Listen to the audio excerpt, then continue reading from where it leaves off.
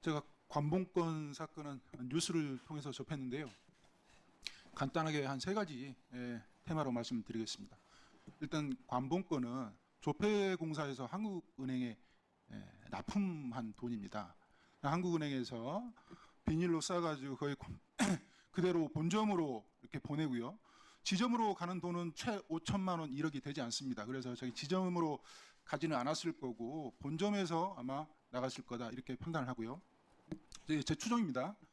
그다음에 제가 정치자금법 위반 사건을 수사를 한다면 대상자의 주거지에서 저 관봉권이 있는 돈을 발견을 했으면 가장 먼저 인식해야 될 게 저 관봉권을 일련 번호를 추적해서 경로를 확인해야 되겠다. 돈을 어떤 경로로 전해졌는지가 정치자금법 위반 수사에서 굉장히 중요하지 않습니까? 그리고 그 관봉권에 붙어 있는 그 비닐이 굉장히 중요하죠. 누가 만졌을까요? 그 지문 과학수사 해야죠. 당연히 제일 중요한 겁니다. 그거 그대로 압수를 했을 거고 압수 목록에 어떻게 쓰여져 있겠습니까? 현금 5천만 원 이렇게 쓰여져 있겠습니까? 그렇지 않습니다. 수사하는 사람들은 비닐에 쌓여 있는 그 띠가 붙어 있는 현금 5천만 원 이렇게 압수 목록에 구체적으로 이렇게 압수를 하지요. 그거 가지고 와서 또 압수물을 보관하는 그 과정에서 모든 게 지금 돈만 중요한 게 아니고 돈을 해체해서 셀 수 있습니다. 셀 수 있는데 그 돈의 액수, 그 다음에 해체해서 셌을 때 그 비닐과 그 다음에 관봉권 모두가 증거에 포함되기 때문에 그게 훼손됐다, 없어졌다, 있을 수 없는 일이라고 저는 생각합니다. 자, 방금 얘기 들으셨던 것처럼 아까 지구대장님 말씀하셨을 때에는 압수 목록에 그렇게 작성하지 않는다라고 하셨습니다. 그렇죠? 네, 그럼 예, 한번 그거 설명 좀 해주십시오. 네. 압수 장소가 권성배 씨 주거지인가요? 주거지로 알고 은신처라고 합니다. 네. 현장에서 압수를 행하기 때문에 그 현장에서 비닐을 뜯어내고 관봉을 뜯어내고 그 5만 원권을 개수기로 세지 않았으면 그렇게 압수 목록이 작성될 수가 없죠. 만약에 그렇게 기재가 돼 있다면 압수 조서와 압수 목록은 다시 작성된 겁니다.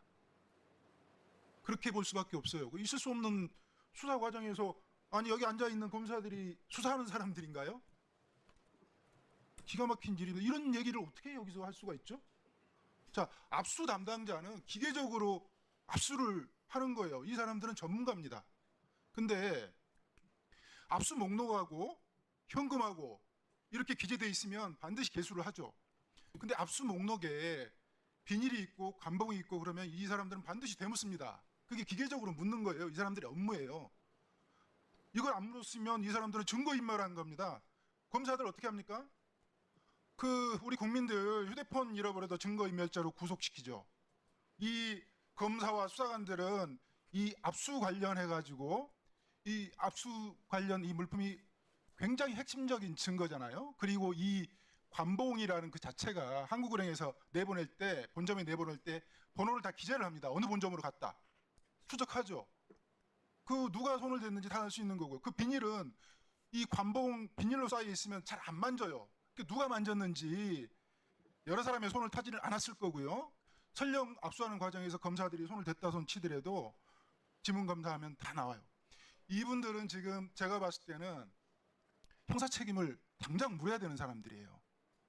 수사관님들한테는 좀 죄송하고 여기 앉아 있는 차장검사, 부장검사 이런 사람들은 좀 기가 막힌 얘기를 하고 있잖아요. 이런 사람들이 어떻게 검사입니까? 네, 그 정도로 하시고 자리로 돌아가시면 나중에 또 질문 드리도록 하겠습니다. 검찰 압수물 사무규칙 보면은 주의 의무에 제3조 주의 의무에 이렇게 돼 있어요. 압수물이 멸실, 훼손, 변질되지 않게 멸실, 훼손, 변질되지 않게 관리하라고 하고 있습니다. 변질시킨 거잖아요. 그렇죠? 답을 듣는 게 아닙니다. 지금 질타 중인 겁니다. 그리고 형사소송법 131조에도 압수물에 대해서는 그 상실 또는 파손 등의 방지를 위하여 상당한 조치를 하여야 한다 이렇게 되어 있습니다. 그런데 일반적인 현금이면 얼마인지 세어봐야겠죠. 그건 이해가 돼요. 그런데 이거는 관봉띠로 묶고 비닐로 싼 그거 자체가 증거잖아요. 그 모양 자체가 증거란 말이에요. 그 안에 5만 원짜리가 들었는지 1만 원짜리가 들었는지가 증거가 아니라 그것 자체가 일단 첫 번째 증거라고요. 그리고 그 증거를 훼손시켜도 될 만한 상황에서 남들이 다 보는 공개된 장소에서 공정하게 훼손을 시킨 다음에 얼마 들었는지 그때 확인하는 것이죠. 그런데 그냥 개수기 돌렸다. 우리는 규정대로 한 것이다. 이 말을 어느 국민이 믿겠습니까? 백희룡 경장님이 그동안 애쓰신 거에 대해서 감사드리면서요. 그런데 오늘 하나 여쭤보고 싶은 거는 246만 명이 투약 가능한 2,200억 원어치를 그 수사에서 압수했다 이런 거죠? 네, 그렇습니다. 상조도 부족한데 왜 수사에서 손을 떼게 한 거죠? 이게 지금 정권 핵심부로 가는 수사 초기 단계였거든요. 그러니까 수사 초기 단계에서 마약 게이트 수사 초기 단계에서 제가 외압을 당했고 모든 권력기관 대통령실 합세해서 저를 핍박하고 그다음에 고발 사주 얘기 손준성 검사 고발 사주 했지만 저도 고발 사주 당해서 모해 무고로 감찰 조사 받고 그걸 근거로 해서 수사권 박탈당해서 쫓겨났지만 제가 수사 초기 단계에서 쫓겨났기 때문에 저를 제 자리로 수사 초기 단계 그 자리로 돌려달라 이렇게 국민의 대표이신 국회의원 여러분께 간청을 드립니다. 예. 246만 명이 투약 가능한 2,200억 원어치를 압수했다는 것은 246만 명을 구했다는 소리입니다. 고맙습니다. 246만 명을 구했고 거기서 용산이 개입하지 않았다면 훨씬 더 많은 마약을 압수했고 훨씬 더 많은 사람들을 구했고 그리고 그 조직이 용산으로 가는 길목까지 찾아서 그 조직을 뿌리 뽑을 수 있었다. 저는 이렇게 생각하는데 다시 돌아간다면 그 조직의 뿌리를 뽑아낼 수 있습니까? 당연한 말씀입니다. 이 마약 수사야말로 공익을 실현하고 인권을 보호하는 바로 그 지점입니다. 국민의 생명과 건강이 이 마약에 달려 있는 것입니다. 안보도 달려 있습니다. 나라가 달려 있습니다. 아주 어렵고 힘든 일을 했는데요. 심우정 검찰총장 우리 수사할 때 그 처음 마약 사건이 밝혀질 때 인천지검장이었죠. 네, 인천지검. 그리고 이 내용은 인천세관과 연루되어 있죠. 네, 그렇습니다. 제가 행안위원장도 했고 기재위도 했기 때문에 인천세관의 검색대도 전부 다 체크했습니다. 그런데 이 검색대를 제대로 통과하지 않고 마약을 온몸에 칭칭 감아서 들어오는 마약쟁이들, 이 마약쟁이들을 인천지검이 적발했는데도 불구하고 다시 출국시켰던 거 아닙니까? 그렇습니다. 4명이 들어왔는데 1명을 검거했고요. 3명이 달아난 사실을 확인하고 인천지검에서 강력부에서 추적 수사를 하다가 어느 순간 멈춰버렸죠. 그게 세관 직원들이 말레이시아 조직원들을 빼냈다고 확인되는 그 순간이었습니다. 그렇습니다. 세관 조직원과 말레이시아 조직원들이 어떻게 연결되어 있는지, 말레이시아의 또 공항에 한국으로 들어오려던 100kg이 또 남아 있었습니까? 100kg은 제가 수사를 하면서 피의자들의 위챗 대화방을 통해서 제가 확인을 한 거고요. 지금 열린공감 TV에서 김충식 다이어리 수첩에서 23년 11월에 310kg가 또 나왔잖아요. 네. 제가 수사했던 것은 350kg 정도고 지금 김충식 수첩에서 나온 건 310kg고 그 외에 청주와 대전 사이의 공장, 부산 공장 여기에 수백 킬로의 필로폰이 보관되어 있고 이런 것들을 추정해 봤을 때 최소한 1000kg 이상이 국내에 들어와 있고 유통 대기 중이다. 큰일 난다. 이 마약의 여파가 한 달, 2달 있다 드러나는 게 아니고요. 사회적 여파가 확인이 되고 사회적 폐해가 알려질 때는 1년, 2년 정도는 걸립니다. 예. 심우정이 인천지검장으로 있으면서 인천 마약 수사에 수사가 가다가 중단되었다. 심우정에 대한 수사가 필요하겠네요. 당연합니다. 심우정은 마약 게이트를 덮은 주범입니다. 마약 게이트를 덮은 주범 심우정. 인천세관 연루 사실이 드러나자마자 언론에 보도되자마자 한동훈과 이원석이 남부지검 특수부 형사 6부를 폭파해 버렸다. 이 내용은 무슨 내용입니까? 방금 한 심우정 관련 얘기는 제가 백혜령 수사팀이 수사하기 전에 6개월 전 얘기입니다. 이건 제가 처음에는 몰랐죠. 백혜령 수사팀이 수사를 했던 것은 청주와 대전 사이에 공장에서 75kg가 올라왔고 그걸 수사하다가 나무도마 수사까지 겸해서 했는데 그때 유통된 양이 130kg 좀 넘었거든요. 근데 축소해서 얘기를 한 거죠. 국민들이 너무 놀랄까봐 이런 일이 대한민국 국내에 있었던 적이 없어서 너무 놀랄까봐 축소해서 브리핑을 한 것이죠. 근데 그게 제가 심우정의 사건을 검찰이 인천공항으로 들어온 사건을 덮었다는 사실을 두 번 제가 확인을 하고 그걸 드러내려는 그 순간에 한동훈과 이원석이 백혜룡 수사팀을 도와줬던 남부지검 특수부를 폭파시켜버리고 영장을 막아서게 된 겁니다. 이게 영장 청구권을 남용한 대표적인 사례입니다. 예. 사람 몸에 칭칭 감고도 들어오고 도마를 파서 도마 안에 마약을 넣어서도 들어오고 도마 안에 마약을 넣었는데 어떻게 물품 검색에서 체크가 안 될 수 있죠?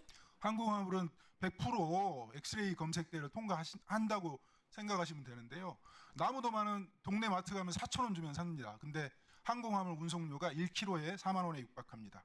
그러니까 4,000원짜리를 4만 원 주고 말레이시아에서 수입을 하는 거죠. 그 가운데에 접착체가 붙어 있으면 아주 보기 흉하죠. 그 검색대에 100% 통과되니 100% 발견되는 것이고요. 100% 발견되는에도 불구하고 발견하지 못한 그게 문제인 거지 않습니까? 그때 세관 그 직원들이 너무 피곤해서 잠을 잤다고 그래도 전자통관 시스템이 반드시 발견해서 경고 문구를 띄워줍니다. 검사라고. 맞습니다. 그리고 마약견이라는 존재가 있습니다. 마약견은 그 세관 직원들랑 함께 구성원입니다. 함께 3교대 하고요. 연봉은 저보다 많습니다. 마약견을 빼버렸죠. 마약견도 빼고 공항을 열어줬다고 제가 말씀을. 공항을 열어준 겁니다. 국민 여러분, 마약이 도마를 통해서 들어오면 검색이 안 됩니까? 그거를 열어주고 마약견을 빼주고 그래서 마약이 들어오게 열어준 세관은 누가 뒤를 봐준 겁니까? 그 뒤를 봐주는 작자들이 당시에 용산이었고 용산에서 관심이 많고 그래서 확실하게 도와주던 경찰서장이 변심해버리고 그리고 대통령실로 승진해서 가고 온갖 조직이 백혜룡 경정의 수사팀을 해체하고 좌천시키고 이 과정에 검찰만 있는 게 아니라는 거죠. 그렇습니다. 우리가 권력기관의 대형, 우리가 검찰공화국 그러면 검찰 떠올리는데 정보권력기관의 대형이 있습니다. 감시자로서 국정원이 있죠. 국정원이 열어준 겁니다. 공항을. 마무리 말씀해 주시고 맞습니다. 네, 제가 발언 기회를 주셔서 감사드리는 말씀드리고요. 이 마약 게이트는 이렇게 보셔야 됩니다. 대통령 내외가 마약 수입을 했다, 마약 독점 사업을 했다.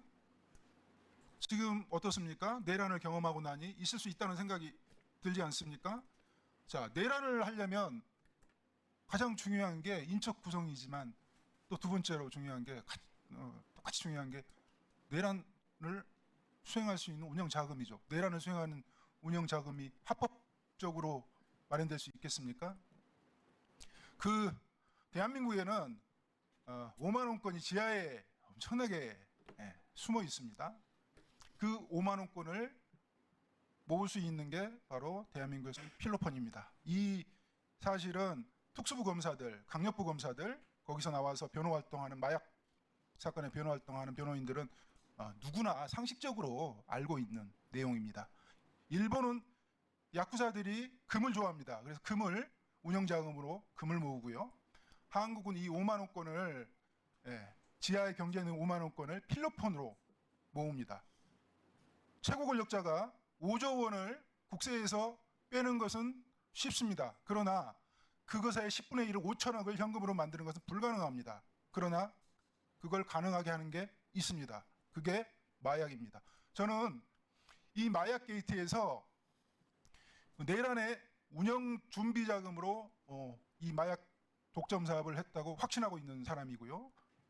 게다가 나아가서 만약에 국민의힘에서 4.10 총선에서 어느 정도 의석수만 확보했다면 이 마약으로도 1차 계엄이 가능했을 거라고 저는 그렇게 판단하고 있습니다.